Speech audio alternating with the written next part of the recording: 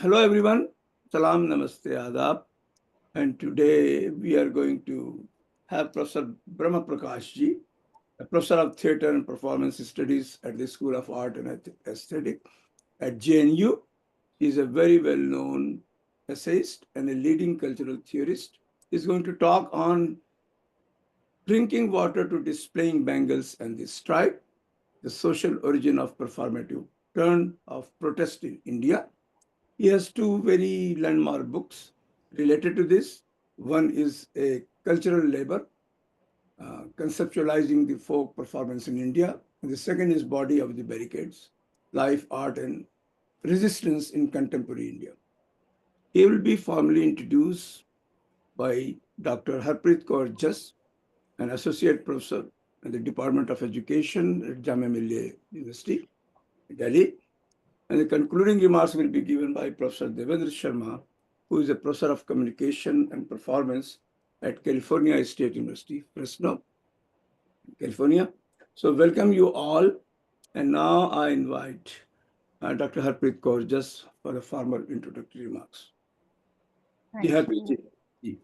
Thank you, Vidibhai.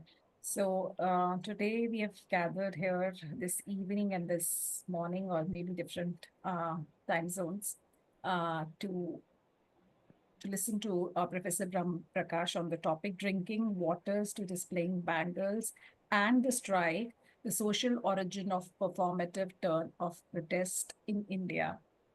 He's a professor of theatre and performance studies at the School of Arts and Aesthetics at JNU. Uh, he has received several prestigious awards and fellowships. These include Dwight Concord Award from Performance Studies International. I hope I pronounced it correctly. A fellow at the Center for Research in the Arts, Social Sciences and Humanities at the University of Cambridge, and visiting fellow at the South Asian Institute, Heidelberg University, Germany. His academic excellence has also been recognized through the Reed Research Scholarship of the Royal Holloway College in 2009 and the Republic of China, Taiwan scholarship in 2005. He has authored two critical books, like it was introduced, Body of the Barricades, Life, Art, and Resistance in Contemporary India. And his doctoral work, I believe,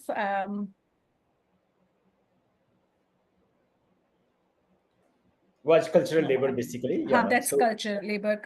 No, I'm missing it in your CV because it begins with the and cultural labor, conceptualizing the folk performance in India, Oxford University Press, 2009, and the first book, Body on the Barricades, around which the today's topic revolves around, was published in 2023 from the Leftward publishers. Apart from that, he is published widely in journals and on the topics Who's Afraid of Mourning in Performance Research, Gestures of Cultural Justice and Economic and Political Weekly.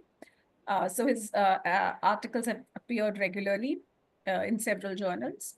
So this is about him. Now, when I come to the topic, I will speak from two aspects. One is the sociology of arts, and another is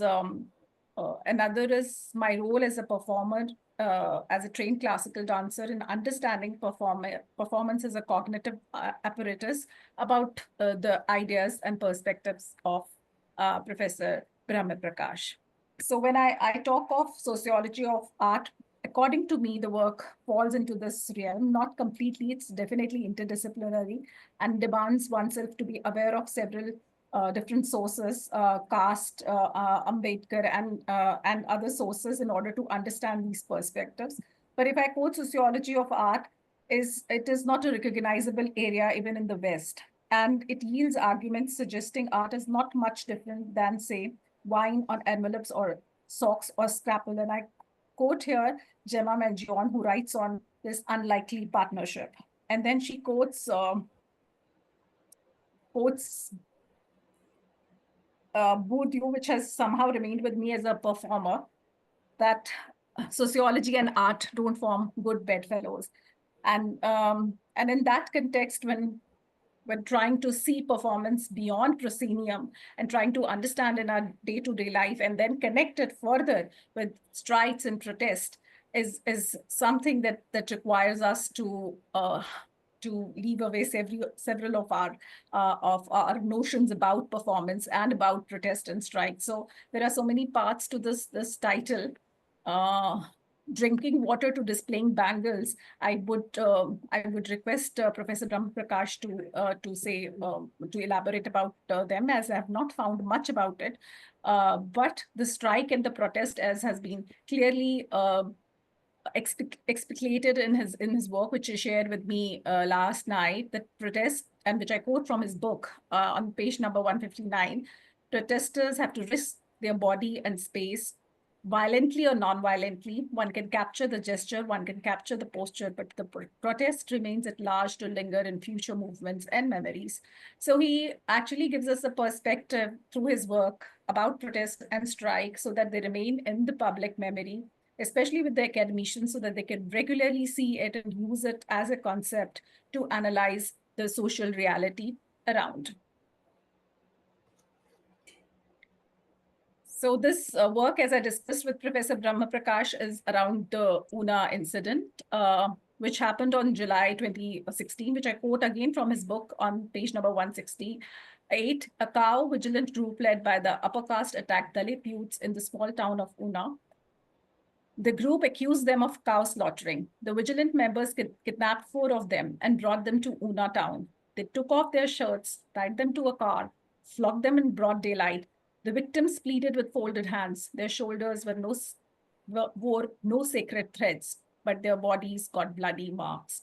And at this point, I paused, and it took me back to Natya Shastra. It will be very grotesque to say if that was the aharyam we had given to that particular caste. But I could not look for a better word and the contrast in it.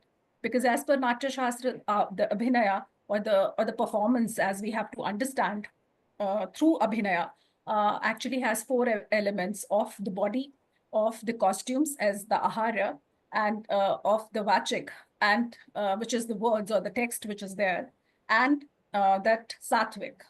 The sattvic in the protest is immense as per me. The sattvic, which is sehaj, which is just impromptu at the moment. And lastly, the vachik in it was very important for me, and I'm not sure whether Professor Brahm Prakash would elaborate in that. The slogan became had the performative element of "Cow is your mother, you perform the last rite," and Professor Prakash writes it as performative utterance. Tumhari amma tum karo antim sanskar. So with the elements of protest, which involves the body, which to me involves these aspects of Abhinaya, there is so much for me to learn as a social scientist and performer. And I hope that today's lecture will help us see performance beyond proscenium, beyond entertainment, as unfolding in our daily life. And as the Shastra's unfinished agenda says, that the real knowledge, if not found in Shastras, lies in the Loka, which has never been there in the circles which we have been waiting for. And I see those perspectives coming from reading these works and deliberating upon it. So that's from my side. I hope it builds the context. Thank you. Ji Brahma ji. Thank you, Harpreet, for this elaborate introduction and digging out the old profiles that I think I disown now.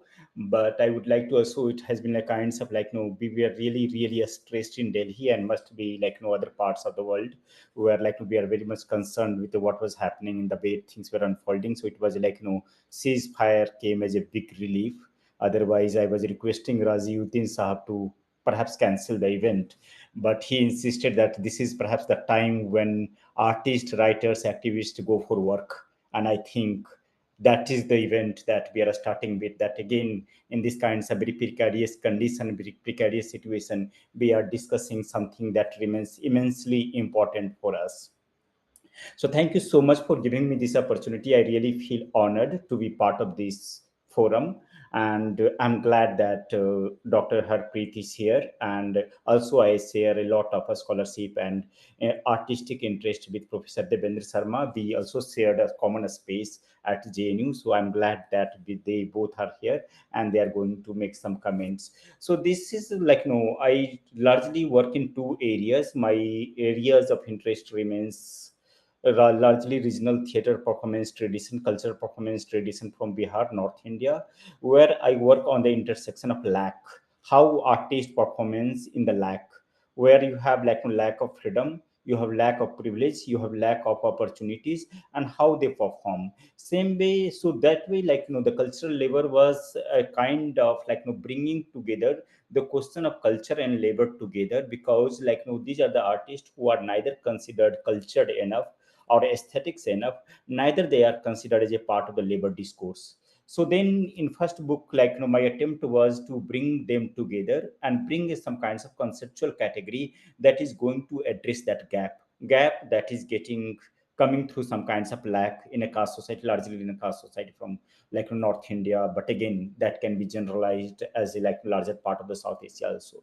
Second book was about like body on the barricades, and body on the barricades thinks about the questions of what like when one is pushed to the limits, when one is pushed to the kinds of like very precarious condition, then how we are going to participate in protest. Like is there a possibility that body can generate its own kinds of what Veronica Gago, who is a Argentinian feminist author, she would use the term potencia. Is there a possibility that body can generate potencia?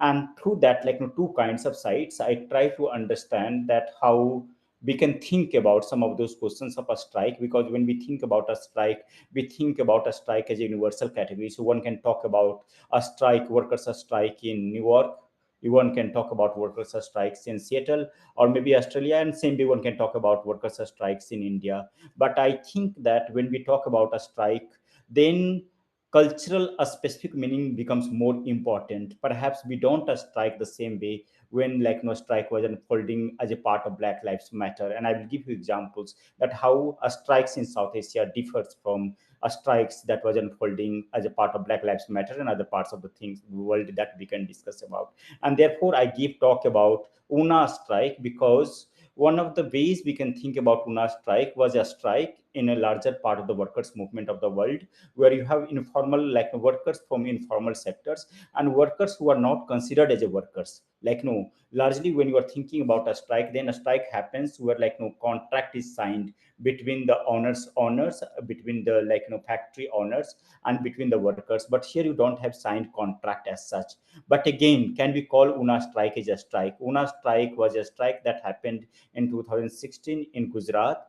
But again, so here like in second book, like in first book, I gives a lot of examples from cultural performances from North India, where I talk about many dancers and performers. When they dance more, they get further enslaved. So if you think about a situation where like if you're dancing, then you're dancing leading towards certain kinds of enslavement, and then you become more infamous, you become more stigmatized. So if you're dancing as a part of Bollywood, then you're going to accelerate or you're going to generate a lot of capital.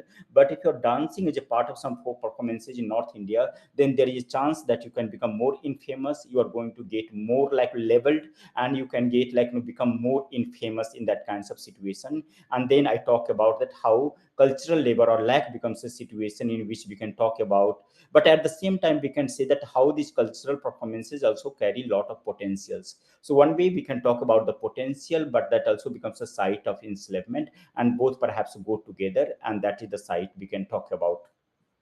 So now I would like to read out from the some parts that like a specific questions that I'm going to discuss. So my work tries to reflect on the questions of regional cultural performance in relation to the question of aesthetics and cultural justice. I try to think these questions through the lack, and lack becomes a primary central category. Through we can talk about potentials, but also some kinds of enslavement, and that becomes a part of like caste society. I work at the intersection of art, culture, and aesthetics under the lack. While cultural labor is about thinking about folk performance under the lack of a space, lack of freedom, lack of a support, and lack of support in the caste society. Body on the barricades thinks about the question of art and politics when one is in a push situation, when one is under curtailment. And therefore theater topography, like not necessarily I discuss theater as a theater, the way we think about theater, but I think I take theater as a conceptual category, and therefore theater becomes a topography for me about thinking about the political sphere, thinking about contemporary politics and other larger politics. In this talk, I am going to emphasize on 2 points. One, why do our protests and strikes are taking a performative turn? Like suddenly you see that if you're going to participate in Delhi, and we have seen as a part of Sahin Bagh, as a part of many other protests that have unfolded in India, there has been a lot of music, dance, and a lot of performative elements that was coming. As like if you're going to protest, then you realize that you something very innovative is happening, and that was the case that happened in many protests. So the question comes that why suddenly our protests and the strikes are taking performative turn? What could be the reasons, and how we are going to read them out? And second, how coming and recognition of the new subjects, not only questions, and you also have coming of the new subjects. So for example, old ladies were coming in Sahine Bagh. You also have children were coming in Sahine Bagh, because these are the subjects who were not considered as a part of a strike and protest. And that is the question. Largely, if you are thinking about children, then either you can say that children were pushed to this kinds of situation, but you also see women are coming to the protest side. You also see children are coming to the protest side. You also see women are coming to the protest side. You are seeing in Una strike, you are seeing the informal laborers, the Dalit communities are participating in a strike. They are not the people who are generally considered as a part of a strikers, or like workers in the larger sense, and therefore what happens when you have new subjectivities, like whether it is political subjects, whether it is social subjects, whether it is either we think about old ladies or we think about children are coming to protest, how they are changing the very notion of a strike and protest in a specific context, and that is what we can discuss and what we can discuss. Second, first, how our protests are becoming taking a performative turn, what could be the reasons? And second, what happens when you are seeing the new subjectivities who are coming to the protest site, and then what is happening to the nature of protest? And that is the question, larger questions I am trying to address here.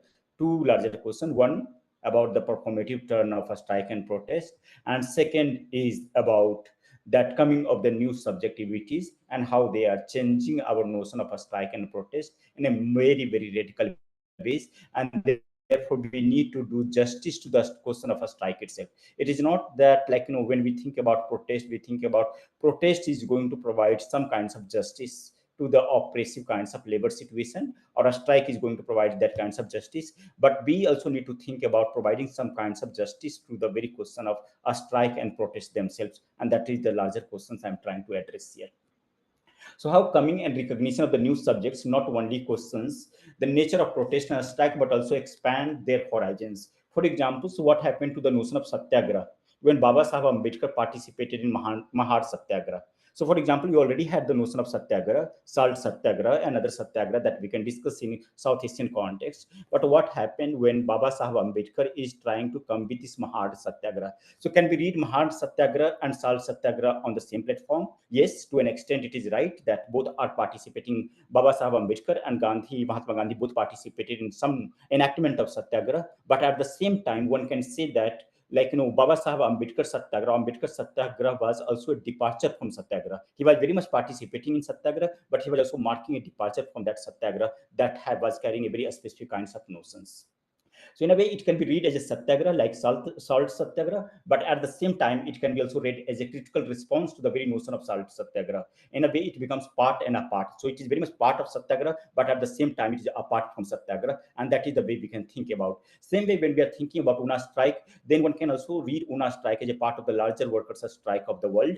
But at the same time, Una strike also makes a departure where the strike is not only happening at the work site, because if you know the Una strike context, then you had also have some kinds of a strike on the very notion of divinity, or very a strike on the very notion of the sense of purity. Like, because if you're thinking about caste society, then the largely the works are getting divided on the notion of some sense of purity or puritanical attitudes. So what Una strike was able to do, that it was not just a striking the work site, it was also a striking the sense of divine that we can talk about, and therefore how Una strike was able to expand the notion of a strike at the same time was very much part of the read, can be read as a part of a strike. But this is also happening in a very specific cultural context, because largely the strike in Una was getting informed by the caste specific context, and the modes they were taking or the kinds of methods they were using, that was largely getting informed by the local cultural specific kinds of context and other things that we can discuss.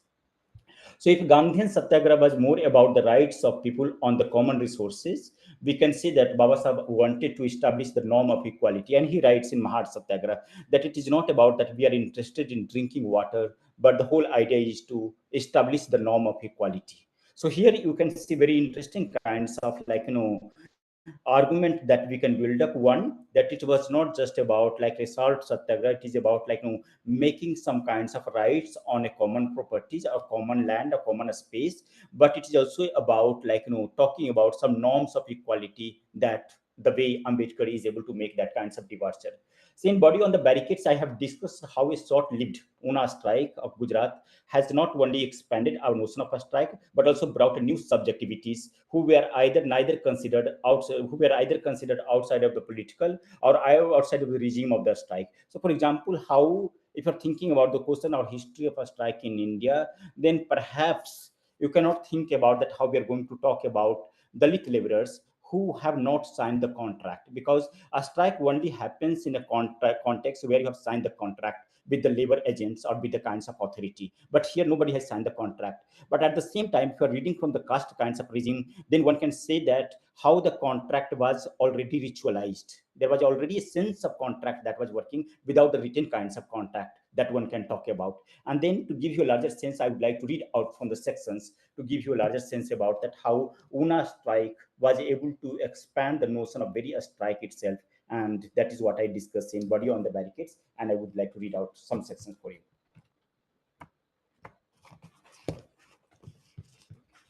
Hope I'm able to make sense. Hope it is no, because I'm not aware about the audience. But again, I'm just trying to guess that No, no, maybe that's people are. fine. In the That's Una fine. strike, A little India bit. witnessed one of the most powerful and Some. aesthetic modes of protest in recent history.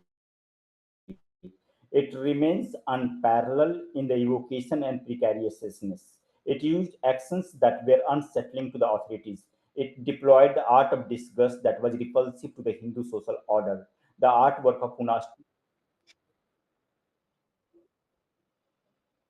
Yeah, sorry. Yeah, please. No, no, no, no, Are no, you saying no. something? No, I said that there is some Okay, kind all of right. internet issue, I think, from your So side. artwork of Pune stood against the notion of purity. It unleashed danger at a sublime level. It appeared with terror and awe. It exposed the hypocrisy.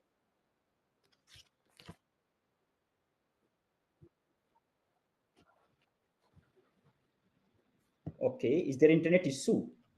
Yeah, there is a internet issue. There is no sync, like your talk and your sound. Uh, Okay, so I'm just going on, but again, what to do? yeah. That's at the most. If there is a issue, you can turn off sometime your video. Then you will get more power to your audio. I think that's one way. Otherwise, you can Okay. So I will turn the video and yeah. you can try in that way. Okay, Yeah. let me try this one. Yeah. Yeah, so still I'm trying to read out from that section. So where I'm trying to talk about that how Una strike was able to expand the notion of a strike and how it was able to give a new kinds of dimension to the question of protest and a strike itself in a very Indian specific context, and one can say in a cultural specific context of India. It deployed the art of disgust that was repulsive to the Hindu social order. The artwork of Pune stood against the notion of purity. It unleashes danger at a sublime level. It appeared with terror and awe. It exposed the hypocrisy of Hinduism, but its larger significance seemed to be much larger than what it did. It has to do with how you strike to make a strike meaningful in a specific cultural context, and that becomes one of my primary concerns. That how you are going to make a strike and protest more meaningful in a specific cultural context or a specific social context. But again, thinking about the larger question of a strike itself. So, if the larger significance of the Bhima Koregaon lies in the fact that Dalits can defeat the upper caste Peshwas by challenging caste supremacy, The largest significance of the Una strike lies in the fact that caste society can be seized and the Hindu society can be put on hold. It also indicates that the mode of a strike that works in one part of the world may not work in other parts of the world. While taking the knees as a symbolic mode of protest has been quite successful in the United States and the part of the Black Lives Matter, it has symbolically failed in India. It also sees that the mode of protest that works for one gender and class may not work for other gender and class. And that is the question we need to ask, that there are many modes that we take for granted when we participate in a strike, when we participate in protest.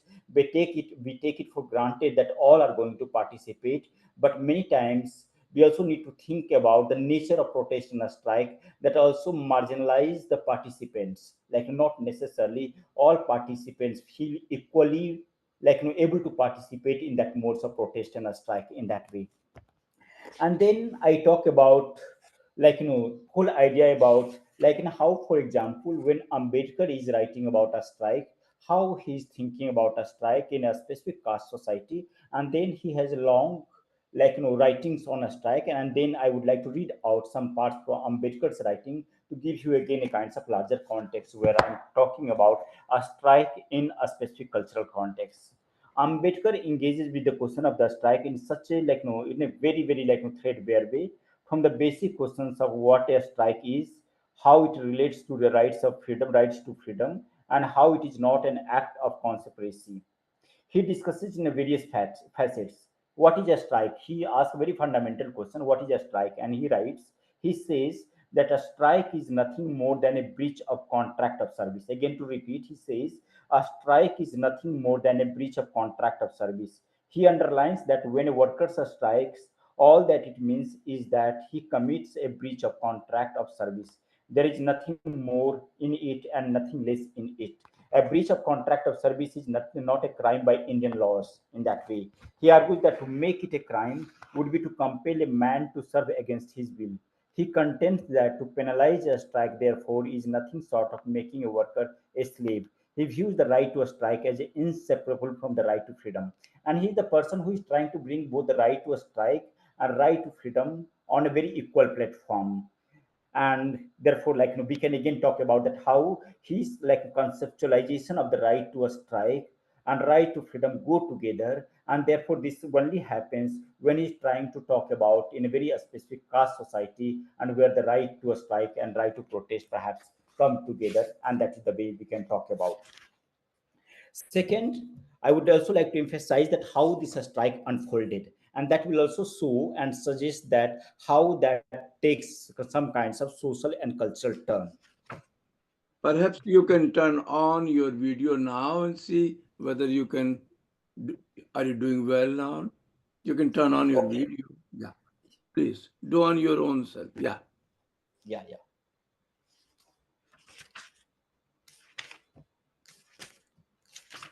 Yeah.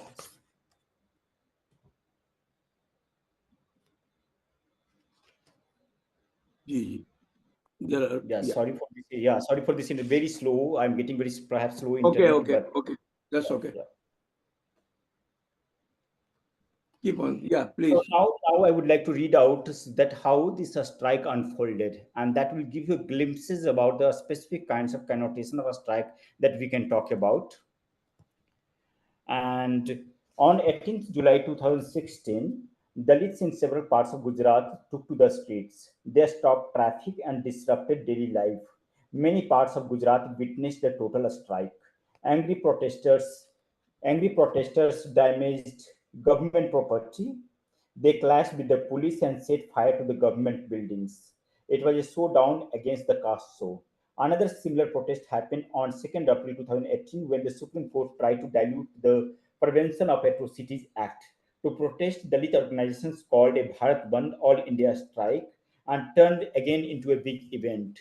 The Una strike took another interesting turn when the umbrella organization asked the Dalit community members to stop cleaning work, stop picking, and they have given this slogan and asked the people to do stop picking up garbage, stop picking up carcasses, let the sewer flow in the cities, let the sewage flow in the houses, and let the Hindu society clean its own dirt and shit.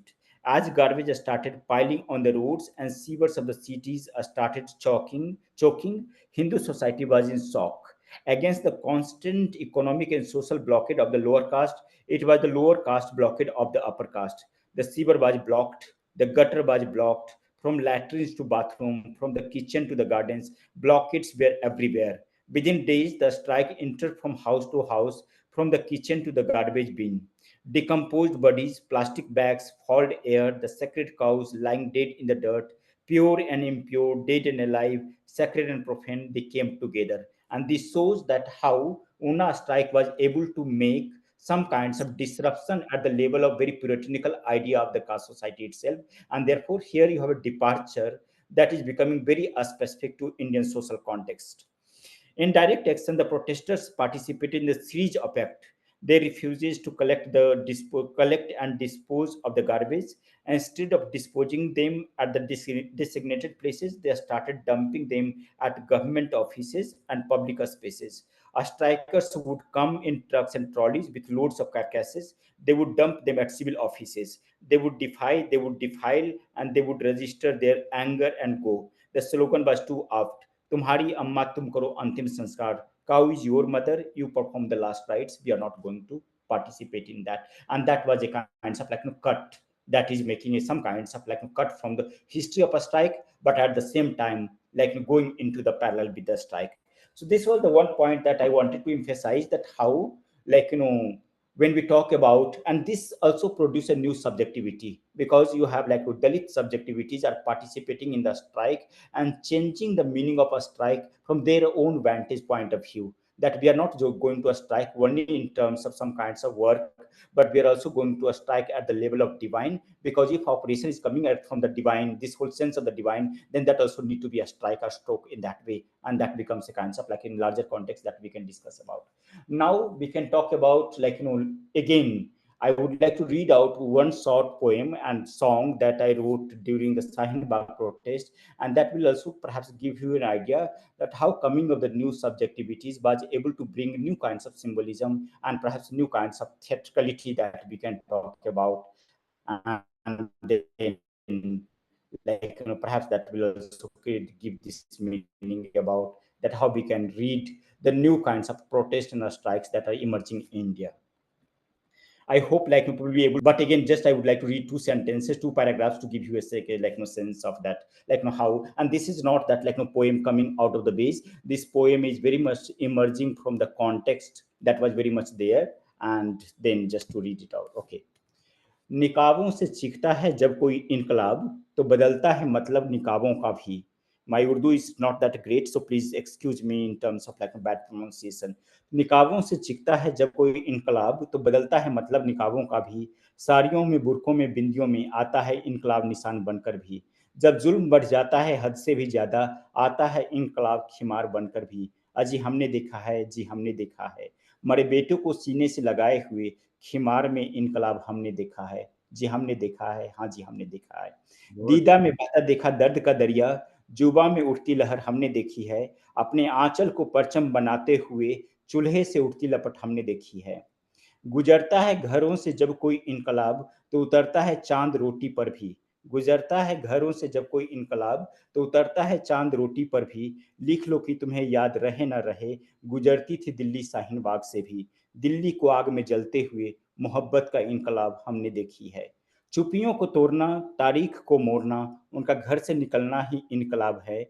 मर्दों को कह दो पहन ले चूड़ियां, उनका चूड़ियां पहनना ही इनकलाब है. So again, I'm trying to say that how, for example, this whole idea about this whole, so you cannot protest or a strike during the morning. This was the whole idea that during the death ceremonies, let us mourn and let us not protest, but morning itself becoming the site of solidarity, morning itself was becoming the site of protest, bindi, sari, hijab, that you can all imagine as some part of idea that could not have been part of symbolism of protest. And now that those symbolism also emerge as a part of protest, and that's the way we can talk about. So here I have talked about Una strike, and then you have another symbolism or other kinds of performative kinds of languages that was emerging from other sides, where again language was changing, not because there was a kind of political organization. They wanted to change the language. Language was changing precisely because you have the coming of the new subjects or new subjectivities who were able to change the very notion of protest, very notion of the strike for our own context, in our own specific cultural kinds of ways. That is what I wanted to elaborate. Now, so this was one part. Second part, I would like to move towards this whole idea about when I'm talking about performative turn, where like protests and the strikes are now seeing, if you're going to participate either in Delhi, Bangalore, or other parts of India, you will see a lot of music, lot of those things are like becoming part of the protest. For example, I remember like participating in JNU when JNU was facing assault in like 2016. Then you see that JNU protesters or students were going with flowers, and that was quite new for us. Like generally you don't go with banners, you go with like slogans, but you don't go with flowers. And you see that the students are marching with flowers. And now it was a very interesting performative term that we can talk about. And then one can read it in two ways. One can say that okay, because now the new generations are perhaps more innovative, very creative, and therefore instead of marching with just slogans or like a very typical ways or conventional ways of using those symbolisms, they were marching with flowers and new kinds of like theatrical properties that one can talk about. But I would like to argue that perhaps that is not the case, because we are perhaps pushed to the situation where this protest and strikes are taking a performative turn. So for example, you have like JNU protesters are marching with flowers, you have Tamil farmers protesters coming to Delhi, and they are doing some kinds of playing with skeletons. They are playing with skeletons, they are using different kinds of theatrics that one can use. But again, in what condition they are coming with these kinds of properties? And I think that perhaps when these protesters were facing marginality, when these protesters were facing some kinds of extreme kinds of crisis, where they were not getting support from major like mainstream societies, then that was the only way left out. Suppose JNU students were like marching with again some kinds of very masculine slogans or very much like aggressive kinds of slogans, then they could have been harassed, they could have been harassed, they could have been bullied, they could have been also harassed by the public, larger public in that case. And therefore, in this kinds of extreme situation, in this kinds of precarious situation, that was the only way left out. And this we have seen across the world. Either we think about Occupy movement across the world, where the protests are taking very performative turn, and I think that this is because coming because of very neoliberal kinds of situation, where protesters are taking very performative turn, and I think that this is because coming because of very neoliberal kinds of situation, where protesters or very idea of the protest are facing a lot of crisis, are going through a lot of suppression, and therefore that becomes the way out to protest, but also not to go into the very conventional ways of participating in protest. Of course, like farmers protest from Punjab can be seen as an exception, but if you're thinking about the larger contemporary protest across the world, then this whole precariousness situation and performative turn is perhaps not new and perhaps can be seen in a larger context. But at the same time, one way of thinking is that because these people are so pushed to the situation, or they are in a such a situation, that only in a performative turn they can participate in protest.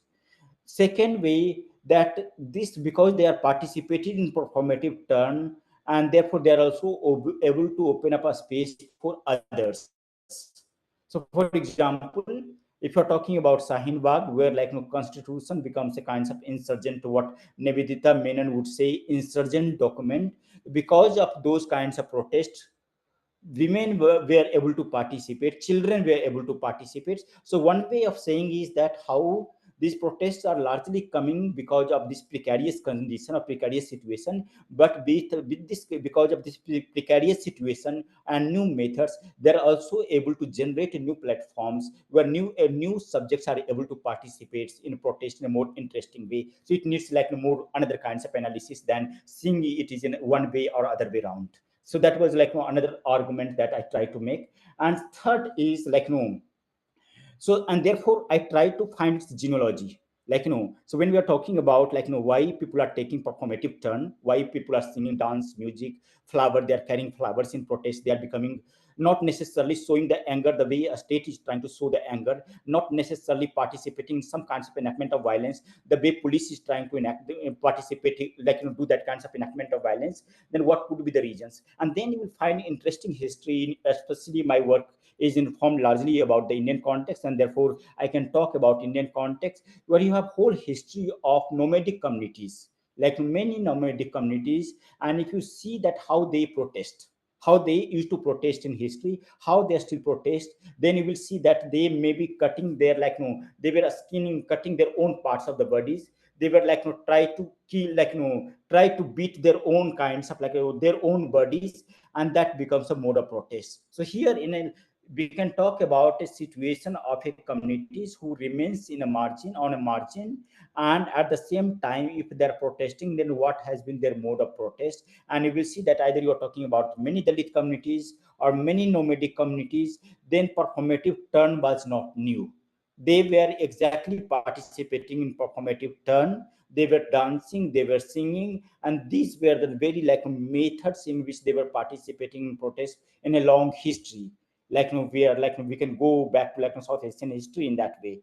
And therefore now when we see that how we are now pushed to the situation in a very neoliberal kinds of regime where people are again taking a performative turn, and then we can relate it with that perhaps this norm is not new if you're thinking about the oppressed communities and if you're thinking about the marginalized communities. And that has been the larger argument I have been trying to make here. And I think I would like to have more questions and more feedback than yeah. So hope I am able to make the sense larger context in which I was talking about the protest and the strikes and new turn that we can talk about. Thank you so much. Sure, sure. And Thank you sorry very for all these technical difficulties No, that you no, might no, have no. faced. That can always happen. Let us have the concluding remarks of Professor Devendra Sharma, and after that we will have the question and answer session. Uh, Aved Devendra sir. I'm very happy, Brahm Prakash ji, to see you So here on Razi this or fourth. maybe Professor Devendra Sharma, hope you are around. So I I think there is a confusion. I think the sound and things are okay. Doc- can you um, hear me? you can, but yes, yes. Dr. Brahma Prakash, he is here and he is delivering his concluding remarks. Okay. Brahm Prakash ji, I'm very happy to see you here, and I remember we shared office at JNU when I was doing research in India. And since I'm an artist, I'm very happy, not in a joyful Same here, sense, same here. Yeah, yeah. yes, but not in a joyful, but a sincere happiness about.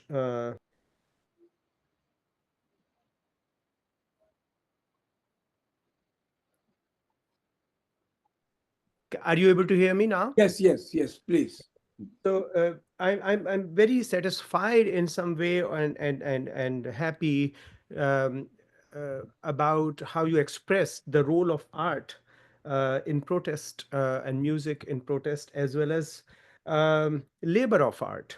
And you are very much right that I'm quoting you that we are pushed to that situation where we have to use art to protest. Um because it is not suddenly everybody has become an artist, but it is because of the repression. When the repression increases, art is one way to protest. I think artists can become only way to protest in some situations. So I totally agree with you.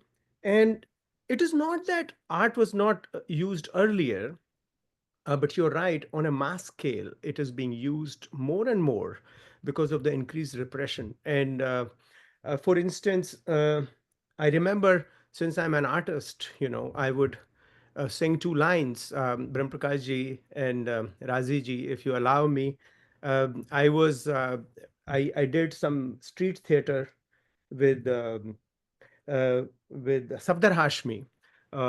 And Safdar Bhai wrote 4 lines uh, about the labor of a mother, right, in the household, right? So he wrote कि अम्मा पढ़ के लौटी घर पे, बोली बा से बालक, मैं बोला तू छोड़ दे सब कुछ, पका दे पासे पालक। कहन लगी मैं भासे भारी, करके काम हूँ आई, थक के चूर हुई मैं बेटा, खाना नहीं पकाई। अरे उड़द की दाल पकाई मैंने, सबने मिलके खाई। ताश खेलती बैठी अम्मा, उंगली नहीं उठाई। So this is about the labor of a mother who works at home, cooks for the family, and never gets a chance to do what she wants to do, right? She is always laboring and contributing labor to the family. So in these 4 lines, what she is saying is that I have just returned from an adult literacy class. Basically, it was about adult literacy. And I do not have time to cook food. So why don't you cook food? So the son is saying that, oh, I had to cook food, complaining about it. And now the amma is just playing tash, right? Cards. And while I have to do the labor of cooking food. So the thing is that this song became very popular among audiences. And it was, if we just think about it, if we were talking about labor, just talking about labor, not performing about labor of a mother, the in a communication context, it would have almost be 50% or 40% less effective compared to when you use art to express yourself. Similar things as you were saying that mass protests are using music. So it is not only about repression, but also about involving people like children and women and all kinds of people into protests. So the protest becomes literally and genuinely mass protests or genuinely effective protests. So that was an excellent point that you brought in. I mean, of course, we had those kind of protest songs like "Jaane wale सिपाही से पूछो, वो कहाँ जा रहा है." So now that, of course, today it is very apt if I'm singing because of the situation, right? And fortunately, the situation has been diffused. But seriously, ask that soldier why they are doing what they're doing. So so the songs were used, arts were used before also, but now in the present situation, the art is being used in a very, very different way. So thanks for bringing that out. And I will stop with this. And one is you would talk about two things, right? Of course, protest and labor, right? These two labor of art. So I was thinking of labor of art, but art about labor is also important, right? As you would understand. So I will finish with this 2 lines from Agra Bazaar, Habib Tanvir Saab's Agra Bazaar, where this kakadi wala, who's selling kakadis, does not get a shire or a poet to write an advertisement of his kakadis. And he is going around, right, how to sell more kakadis.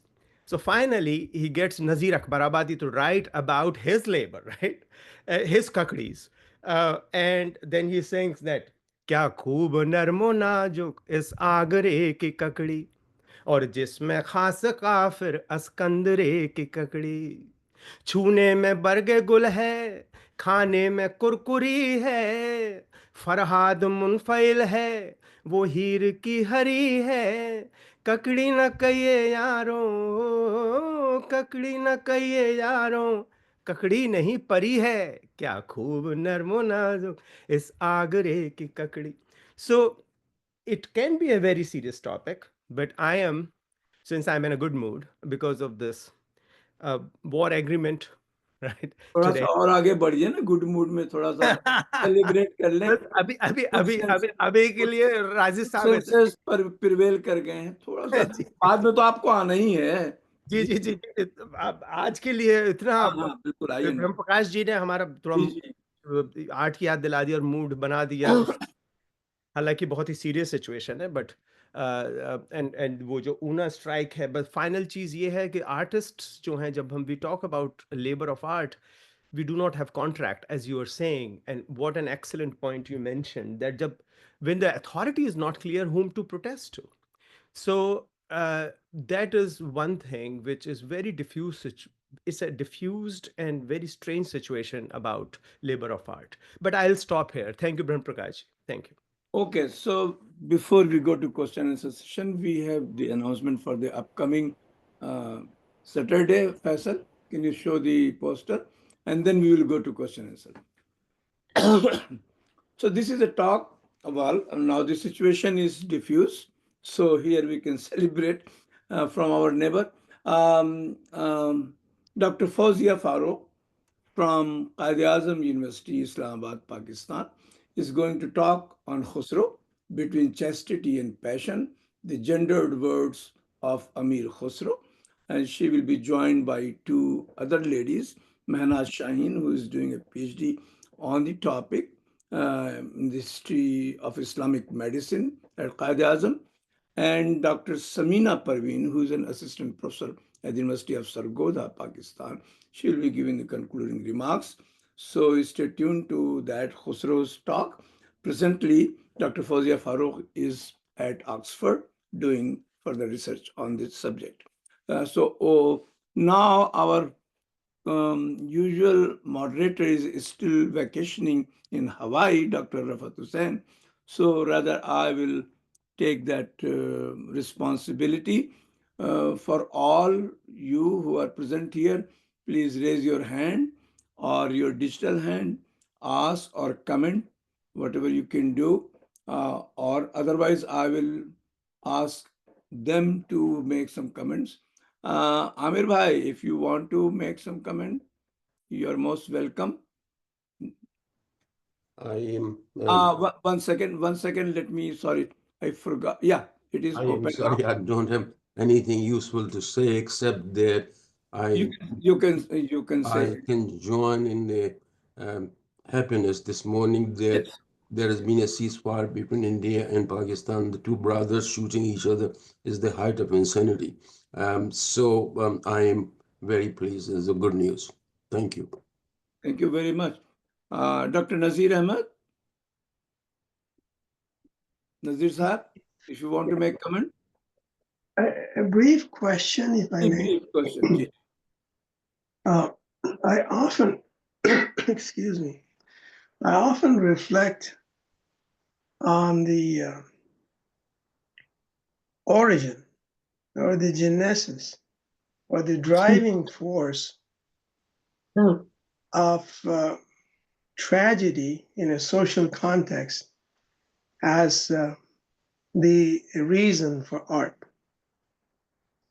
Now, it's a given that uh, the origin of art seems to me is some injury to the individual space because of some collective atrocity on the part of a group, or very often in this case, the state. And as the states arrogate to themselves more and more authority, become authoritarian, then the injury to the individual correspondingly increases. Now, in the Indian context, there is never a dearth of this kind of matrix. You have the rich and poor, caste, religion, political power, etc. Now, art and its expression in the modern digital age, I wonder what form it's going to take. How does one protest in the digital age? when people are distracted by minutia with, as we know, all very animated by their personal computers and so on. Very thoughtful. How do you see the place of art in the future? Yeah. जी ब्रह्म प्रकाश जी और देवेंद्र साहब, just express please.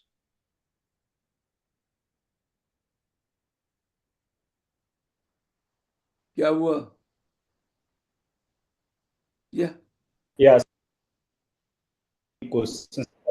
Yeah. So thank you so much for asking this question, because like we are also constantly facing this dilemma. One, that you are right that when we talk about art, then you have so much injury in society, so much like trauma, full of trauma, harassment, and that becomes one of the major sides of the art.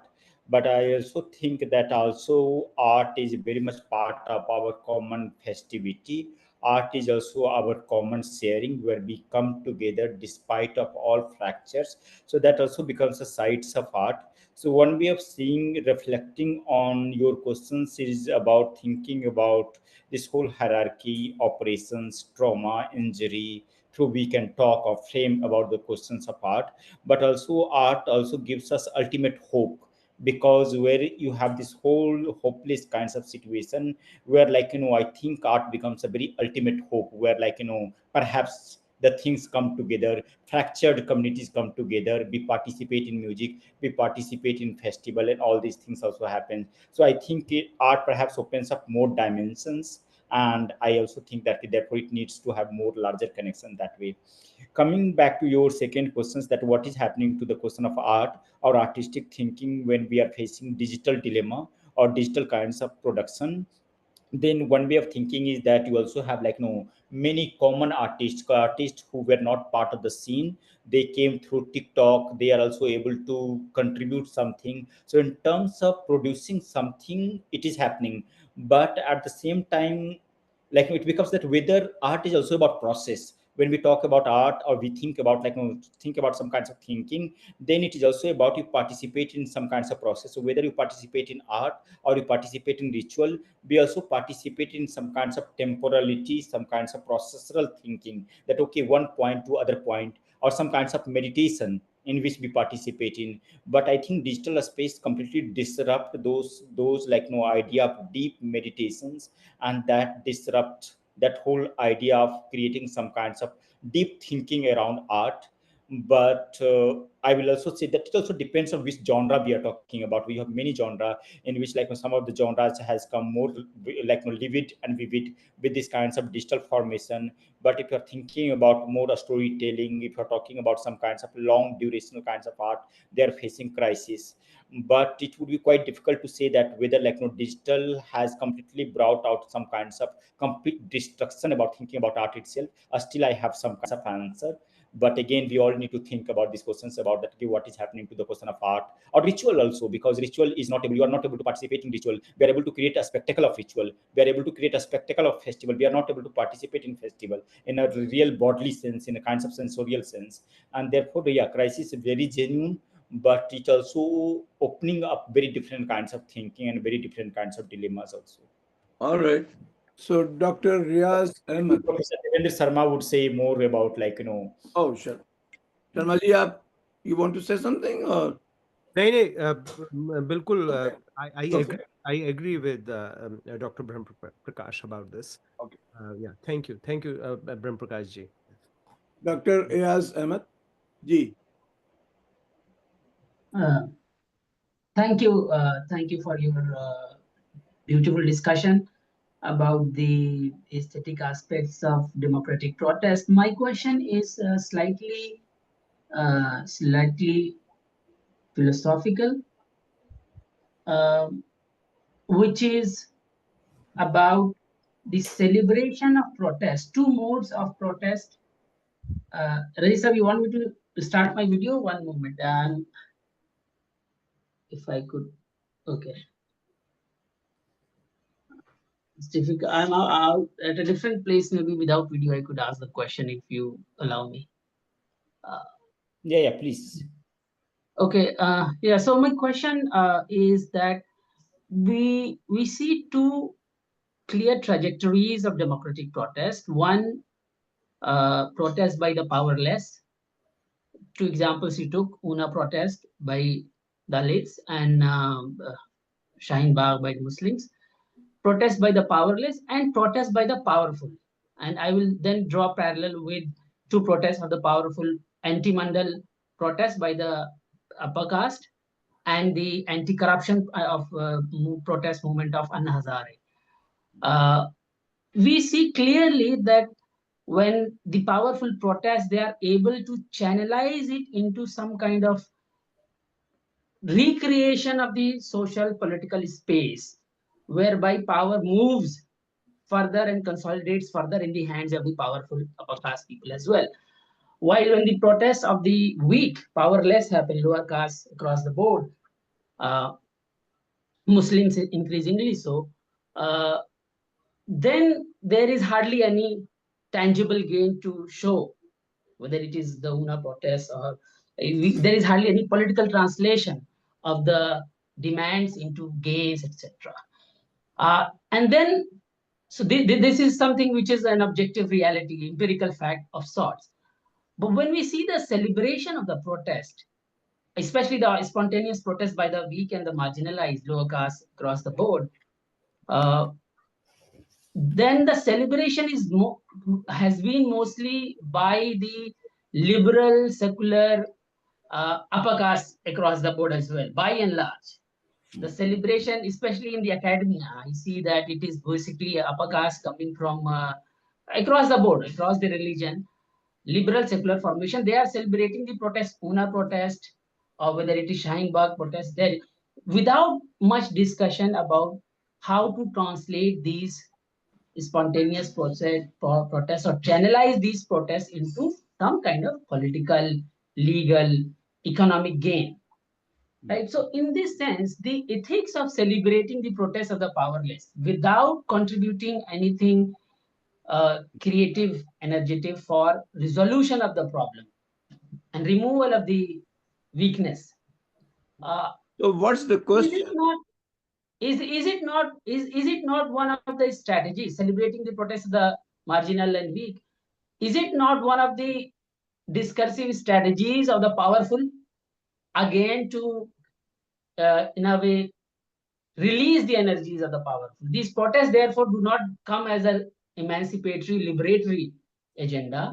Okay. They basically pin down. All What right. do you think about these issues which are there? Yeah.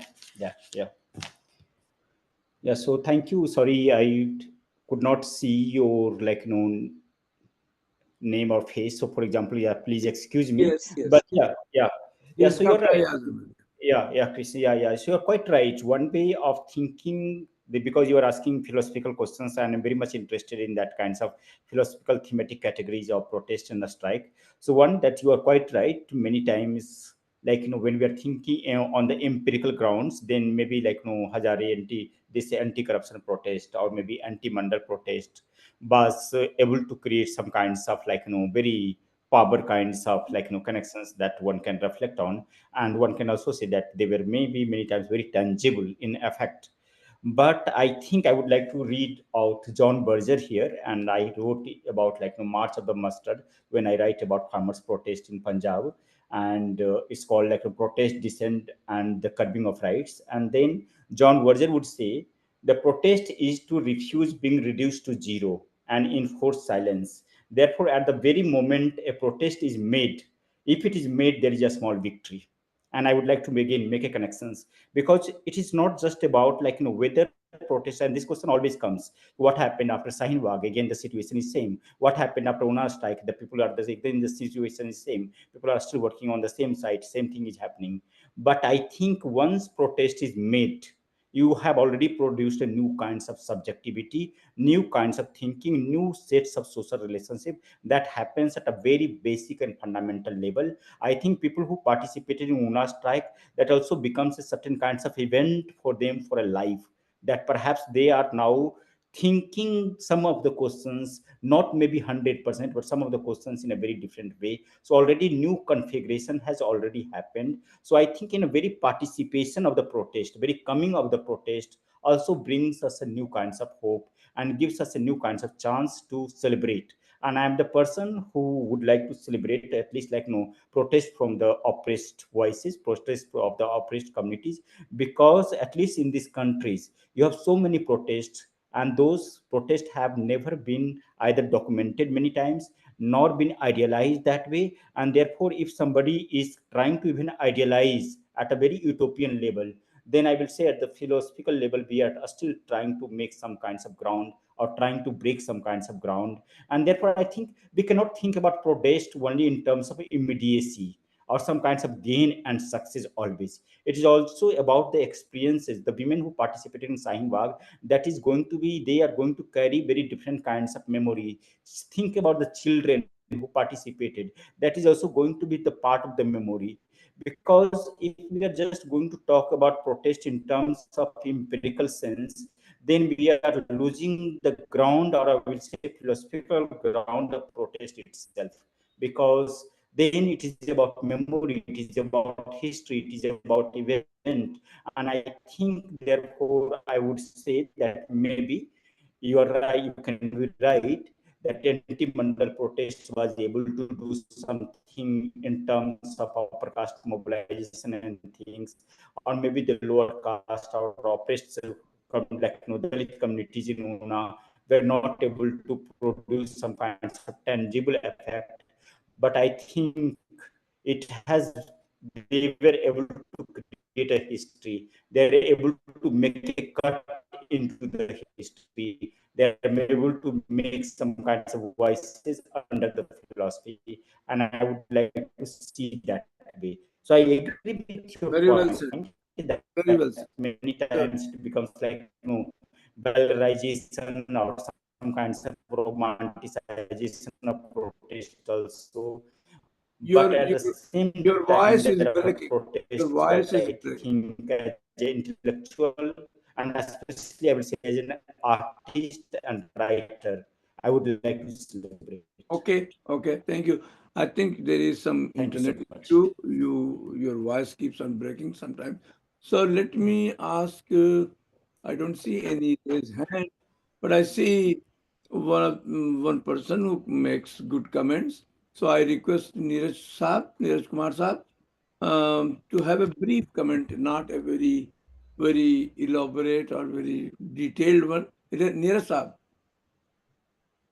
Neeraj Kumar Saab. Good afternoon, good evening sir, जी, good afternoon. थोड़ा short ही में मारिएगा। नहीं, actually आज मेरे पास कहने के लिए कुछ है नहीं वैसे नहीं तो। नहीं नहीं, ऐसे कैसे हो सकता? आज तो आपके पास बहुत कुछ कहने को है, खुशी का दिन है। नहीं, सीज फायर फिर टूट गया ना सर। तो सीज फायर तो जब हो गया तो अच्छी बात हुई ना। टूट गया और फिर टूट गया। टूट गया। खुशी की खबर दे दीजिए, क्या बात कर रहे हैं आप? हाँ, सीज फायर टूट गया और एक अनकंफर्म न्यूज है कि इमरान खान आपकी दुनिया आवाज फानी से कूच कर गए। क्या हो गया? इमरान खान राही मुल्क अदम हो गए। क्या बात कर अनकंफर्म रहे न्यूज है, हैं? अनकंफर्म न्यूज है। No no no no, what you talking about? हाँ, अनकंफर्म न्यूज है सर, नहीं अभी आई नहीं, है। इस तरह की न्यूज जाने दीजिए। आप अपना एक्सप्रेस कीजिए आज के सेशन पे, जाने दीजिए, छोड़िए।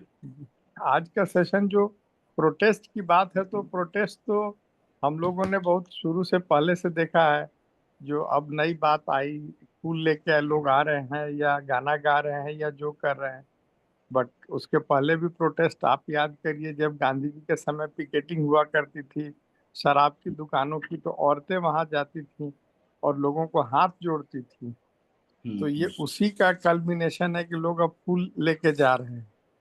आप याद कीजिए नमक सत्याग्रह, लोग जब एक एक करके जाते थे, असहयोग आंदोलन में व्यक्तिगत सत्याग्रह था तो एक एक करके खड़े होते थे, मार खाते थे, गिर जाते थे या पुलिस पकड़ के ले जाती थी, लेकिन कभी उन्होंने हाथ नहीं उठाया और हमेशा पुलिस वालों से भी अच्छे से बर्ताव किया।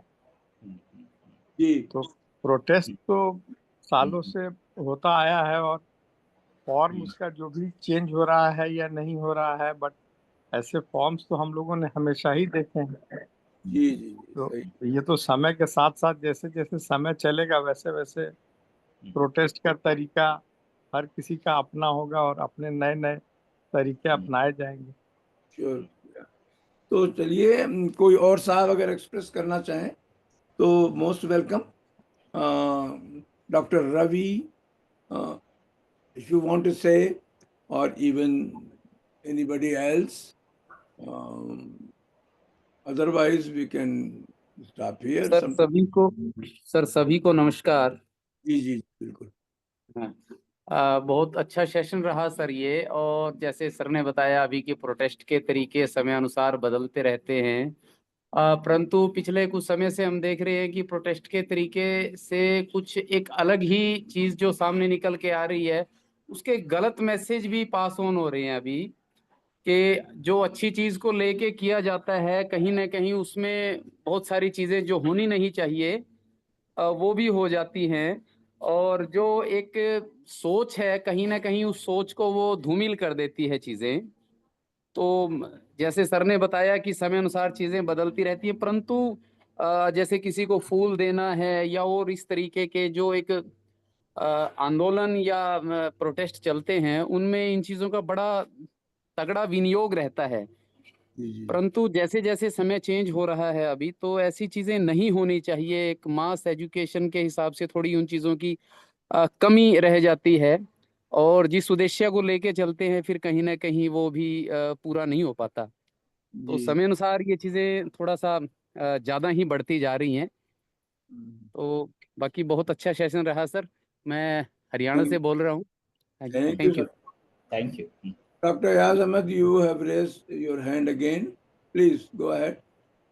Yes, yes. I totally agree with the response of Brahm Prakash ji. But Brahm Prakash ji, I just wanted to add to it that suppose we have seen that in the comparison of the protests of the powerful and the protests of the weak, that the protests of the powerful are much more planned, much more in terms of its strategy, objective, what is to be achieved. They are not that spontaneous. Of course, there is an anger preceding behind it. There is an anger within the ruling castes and classes, and then they plan it. What is it that we want to achieve at the end of the protest? So, isn't it that that is an aspect which is missing when we only go into the protest of the week in celebratory mode rather than discussing, okay, instead say CA had come. When CA had come, 1, 2, 3 objectives should have been made, and probably the protest in terms of reformation of educational system, madrasa education system, etc., or building larger solidarities cutting across caste and religious groups. That diluting down the spontaneity a bit and then focusing more in terms of empowerment and achieving tangible outcomes. At that level, do you think that intellectual classes of the Dalit, backwards, Pasmanda, marginalized communities, they need to contribute more in a more meaningful way to make these protests effective and democratically more enriching? तो thank you. मैं सारे questions को एक साथ लेते हुए कुछ एक जनरल रिस्पांस मैं करना चाहूँगा। एंड तो एक तो ये है, लास्ट से ही सवाल हम करते हैं कि एक तो आपने सही बताया कि when you are thinking about like protest of the more marginalized communities, then of course many times channelizing also becomes difficult. And we also know that either you are thinking about caste society or the society, they remains very fractured. So within caste, within oppressed caste also you have different kinds of division, and therefore channelizing becomes really really difficult. And that channelization perhaps becomes more easier for ruling classes or for the protest of the privileged, because they also come with some kinds of opportunistic kinds of alliances. They already had that kinds of set agenda to gain something. So one way that, and that becomes also some kinds of, I will say, advantage and disadvantage of both the sides of protest. One, that if you are thinking in terms of disadvantage, then either you are thinking about anti like Anna Hazare like this anti-corruption protest in Delhi or India in that way, then it has some kinds of a specific agenda, set agenda, and then we are going to achieve this and that is over. But I don't think any meaningful protest will happen with these kinds of very set agenda and ultimate with the kinds of some totalitarian kinds of aim that okay we are going to set that one.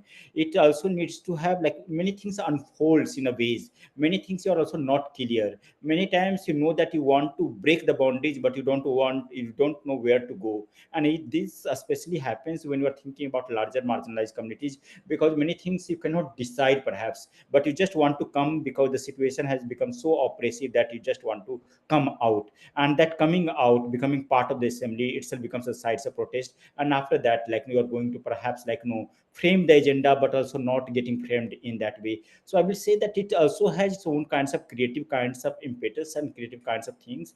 But at the same time, I would agree with you that for example, if we're thinking about the Dalit Pasmanda and all the oppressed communities in that way, then in terms of a strategy, their strategy still remains very weak in a larger sense of the protest. If you're thinking about also in terms of making some kinds of international alliances or forging some different kinds of alliances, so perhaps they are are still not able to make that kinds of major kinds of intervention. But you also have for example farmers protest of Punjab. They were able to make, they were very organized, they were very unionized, and they were able to gain when many things that they were perhaps planned to gain. So yeah, so but I agree with some of those points that you are trying to convey here, and quite agree with you. Second, that you also have questions here where I think MJ is Sahab is asking that it's about growing performativity of protest. What I'm trying to indicate that you are right. One is right that so this is not new, and that is precisely the point I'm saying, that either you are thinking about Gandhian mode of protest or maybe salt satyagraha.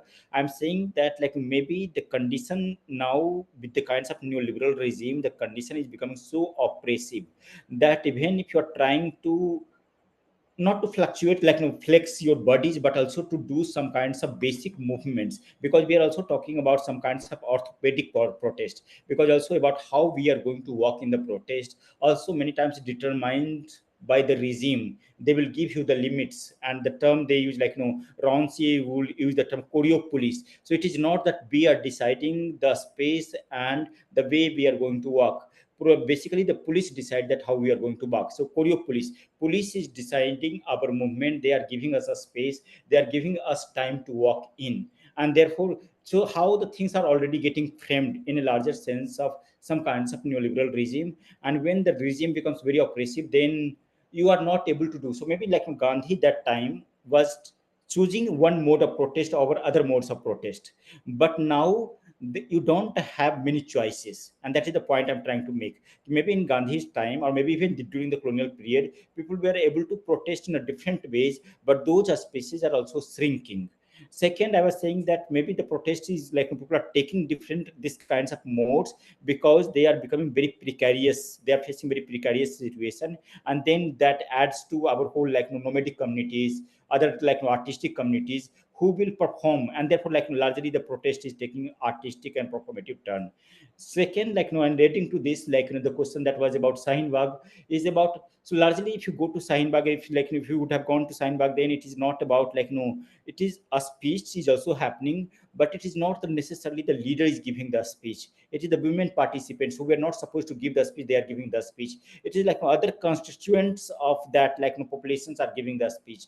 So something else is happening here, and therefore it is happening more in terms of performative language. More music is happening, more dance is happening, more different kinds of other things are happening, and therefore it is also able to open up the space. But at the same time, we also need to recognize that this is happening in a very precarious kinds of situation. And that would be my very general kinds of comments for all these questions that has come towards the last. Thank you. Thank you so much.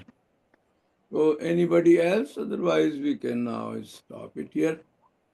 I see that. Do you feel? I mean, take it from me as the last question. That things like Una strike or Shine Bagh, as you said, they have their own impact. Certainly, I read all these articles on Envir and others about Una, especially those who are doing the menial jobs. When they stop doing it, going in the underground sewage and other places, there was a big outcry. So whether that resulted, I understand that at least the protest was there, but whether they resulted in any change, did they get some recognition, more pay, raise pay, or some kind of protection, something, anything happened to that?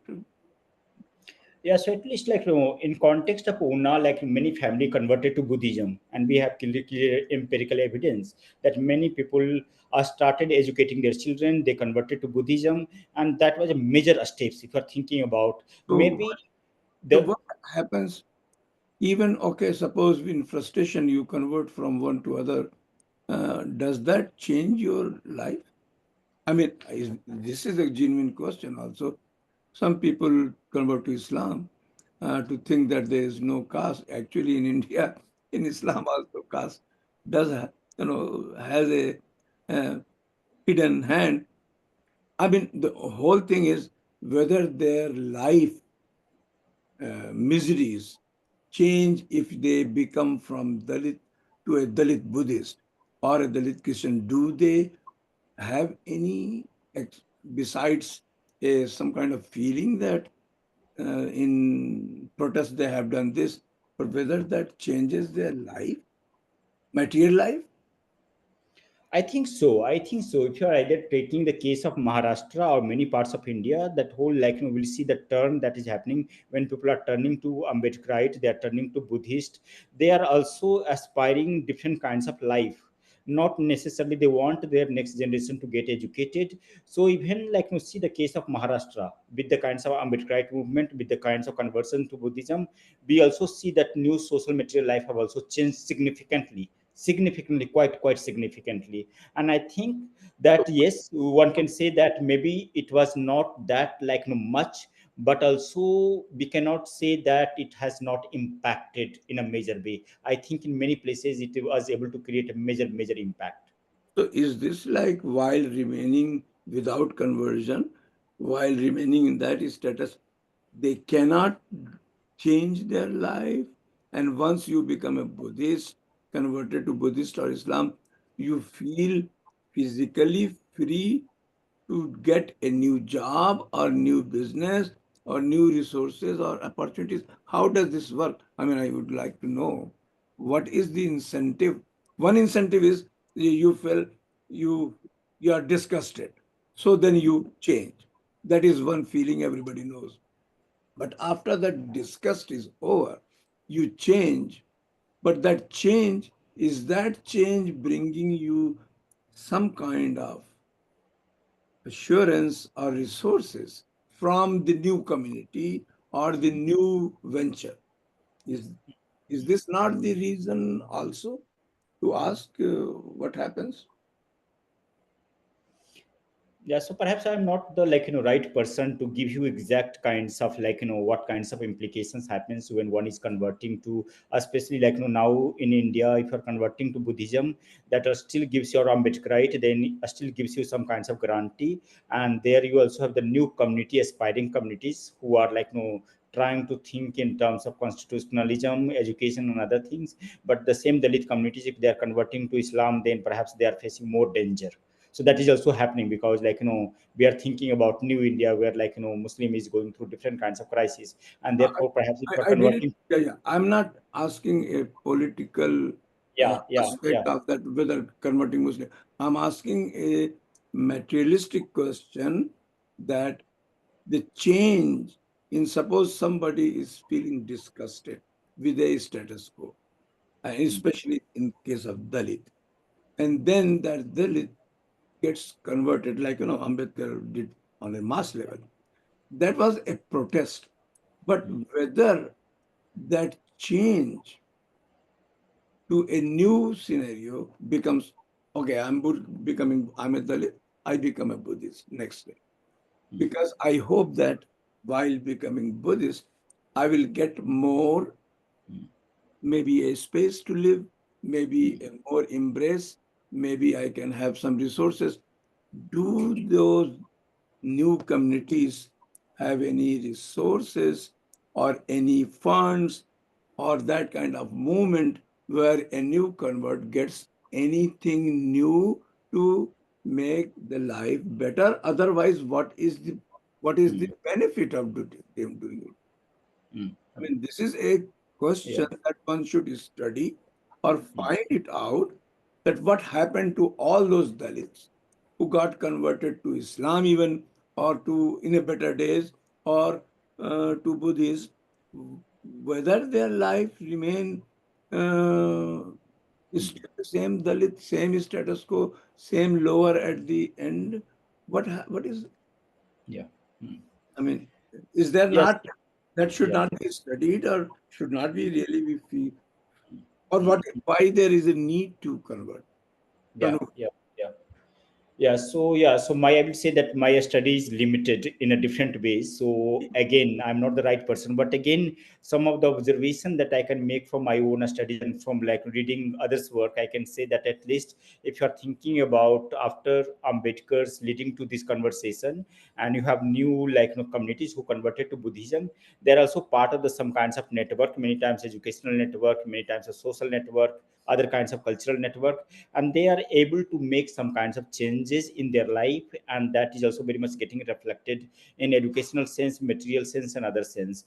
But again, I will say that again, my observation is largely coming from Maharashtra and largely about Mahar communities, but again, I'm not sure that what has happened when people converted to Sikhism in Punjab, or maybe some parts of India, when people converted to Muslim like Islam in other parts of India. Yes. But again, I think from in terms of break, in terms of protest, in terms of some kinds of, I will say, not to say psychological, but some kinds of, because caste is also psyche kinds of it is also psyche that caste creates also about some kind of sadism. So it's also break from that kinds of entrenched kinds of hierarchy that We, one we does. understand. We understand that emotional part. Yeah, yeah, Right from the very start, I was not talking about the emotional, yeah, yeah. break the chain and become a new. The Mm, mm. breaking the chain and becoming a new, does, the question was, or it still is. I just read Harpreet Kaur's also saying, even in Sikhism, the caste, there are lower situation where there nobody looks at them. Even in Islam, which is forbidden with the caste and all those, everybody is equal. Not everybody is embraced. All these Jhaduwala in Muslims are all the same caste, right? Yeah, yeah. They are not, none of the single one in the whole world will come from a Sayyid family. It's impossible to imagine. It's impossible to imagine a Pandit to do this same thing. So it is a reality of life that you change. You feel disgusted, I change. But does this make any difference in my life? My material life remains marginalized, socially, at the lower end, and nothing changes. So the best thing is that those movements like the Dalit movement and other, to me, it appears that first they should create funds, reserve resources, that okay, I embrace you, now you get this much money, you take a thela, start doing something which you were unable, and you go to school, your kids go to school, you get some kind of private. I mean, these are the one that uplifts them, rather than just only. I just would like to interject here, because I think, in Indian context, or largely I will say to an extent South Asian context, I don't think we can create these kinds of division of a spiritual domain and material domain, or idealism and very typical kinds of I will say that again. Sir, But there, again, there both, are sections. yeah, There are sections who do in yeah, Sikh community. At least you will see least beggars in Sikh community, because okay, they provide some kind of uh, helping hand. There is some more than other. Similarly, among Muslims, Hoja and Bohras, if you go, they are the business communities. They provide funds, or they have something. They will not let you just go and beg. But in general, Muslim mohallas or Hindu mohallas, you will see all these people. So there are examples set. There are in Jains also, you will never see any Jain just going like that. So there are things. In the Dalit movement, I think it is more okay, ठीक है, political वो है कि I feel disgusted, I will rebel and protest and become a Buddhist. Buddhism, did Buddhism bring any material change in the life? If it does, then it is fine. I mean, that's the issue. Yeah. Okay, तो हो गया. अब हम लोग आज थोड़ा Thank you. Relax थे. Yeah, मैं yeah. कुछ कहूँ? ओ अरे नीरज जी, क्या भाई, क्या बोलना, बोलिए बोलिए जी. आपने जो बात कही जी कि कोई मटेरियल चेंज आता है कि नहीं स्टेटस जी में या लाइफ में, जी जी जी. इसको बहुत अच्छे से अब्दुल बिस्मिल्लाह साहब ने अपनी किताबों में एड्रेस सुनाइए किया है. सुनाइए. तो वो जो बात कहते हैं मसावत की, जो इस्लाम में कन्वर्जन हुआ, ये जो भी हुआ, तो वहाँ उन्होंने यही लिखा है कि धर्म बदल जाए, जात नहीं बदलती.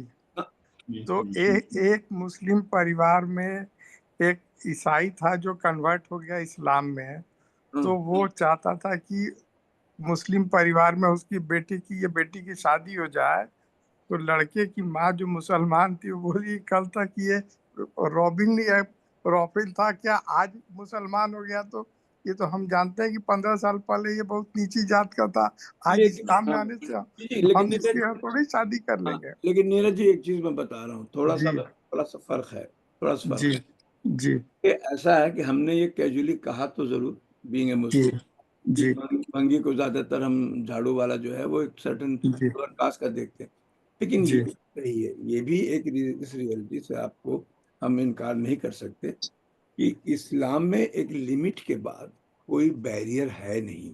जैसे मसलन जी है कि एक पंडित जी को, खानदान को, जी एक जी दलित की शादी करने में रियली इश्यूज होते हैं. जी हमारे यहाँ मान लिया एक सैयद है, वो कोई जी अंसारी है, I am all for all equal, लेकिन उसमें बैक पर्दे के पीछे कोई थोड़ा बहुत बोले लेगा, लेकिन कोई बैरियर है नहीं.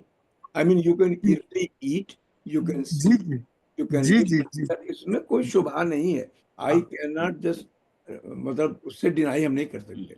अब जी जैसे हम ही अगर मॉस्क में जाते हैं, हमारे बगल और में एक कौन खड़ा, एक डिफरेंस और है ना सर, एक डिफरेंस और है कि सॉरी रुक जाइए, कोई नहीं बोलता, कोई पूछता ही नहीं आप कौन जी है, जी कोई जी भी जी खड़ा हो सकता है. तो ये सब तो कुछ चीजें हैं, लेकिन ये भी सही है कि उन बेचारों के लिए कम्युनिटी ने कोई स्पेशल वो नहीं किया कि जी वो जी जो जी है अंगी से जो है वो बढ़े. हाँ. तो और वही उन्होंने सर एक और किताब लिखी है कि जो ओबीसी कन्वर्ट हुए थे ना, उन्होंने कोशिश की कि सैयद और शेख के साथ बैठने की जी कोशिश की, जी जो जी. खाट पर बैठे उन हाँ, लोगों को मार मार के भंगी मार बना मार के दिया, भगा दे. वो आपसे कह मार मार के भंगी रहे, बना दिया गया. आखिर तो पसमानदा मेरा, मूवमेंट हाँ है ना, जी, पसमानदा तो मूवमेंट को. मेरा मजहब से कोई ये नहीं है, बट किसी जी भी धर्म में कन्वर्जन हो जाने से बहुत ज्यादा मटेरियल इफेक्ट नहीं आता है. नहीं आता. क्योंकि हमने देखा बचपन में भी, हम लोग जब पढ़ते थे तो हमारे फादर की पोस्टिंग एक बहुत छोटे से कस्बे में थी, तो वहाँ मिशनरी स्कूल था. तो वहाँ मिशनरीज क्या करते थे, कन्वर्जन के लिए उन लोगों को लालच देते थे कि तुम्हारे बच्चे को फ्री पढ़ा देंगे. तो जैसे सपोज करिए एक परिवार से एक बच्चा अगर स्कूल में आ गया, तो वो बच्चा कन्वर्ट हो जाता था, बट उसकी पूरी फैमिली अगेन ओरिजिनल रिलीजन में ही रहती थी. नीरज जी, वो वेरी सिर्फ आप देखिए जब क्लियर, आप सारी देखिए जमींदारी किसके हाथ में थी, या तो हिंदूज में, या तो अपर कास्ट में थी, जी जी या मुस्लिम्स के अपर कास्ट में थी. मुस्लिम्स के अपर ये कास्ट में. इतने जितने जमींदार थे, जी अब दोनों के अपर कास्ट ही में तो थी, जी जी कहीं से लोअर कास्ट में बेचारे नहीं उनके जी पास, नहीं जी वो नहीं उन्हीं के यहाँ काम करते थे मजबूर. जी जी ये क्लियर कट है, इसमें तो कोई शुबा नहीं. जी. चलिए, मनाइए इस बात को कि ये बात खत्म हो, कम हो, कम. अब धीरे धीरे खत्म हो रही है सर. अब इंटर कास्ट मैरिजेस हो रहे हैं, इंटर रिलीजियस मैरिजेस हो रहे हैं. एजुकेशन इज द ओनली जी थिंग. जी जी और एग्जैक्टली. अब जैसे यहाँ है, आप देखिए, इस हम तो अमेरिका में बैठे, there is no doubt about it कि यहाँ पे फार मोर, वो ठीक है, आजकल ट्रम्प आया हुआ है तो जी थोड़ा सा दिमाग में लो क्या है, बट सिस्टम और इन्वायरमेंट और सोसाइटी ऐसी है, जी जी मच मोर ओपनिंग है, though blacks are still suffering more जी फार, जी बट जी अपॉर्चुनिटीज होती हैं।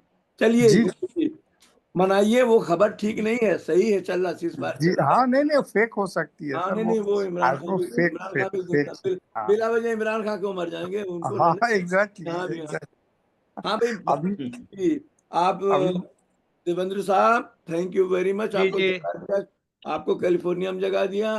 और ब्रह्म प्रकाश साहब, बहुत अच्छा रहा।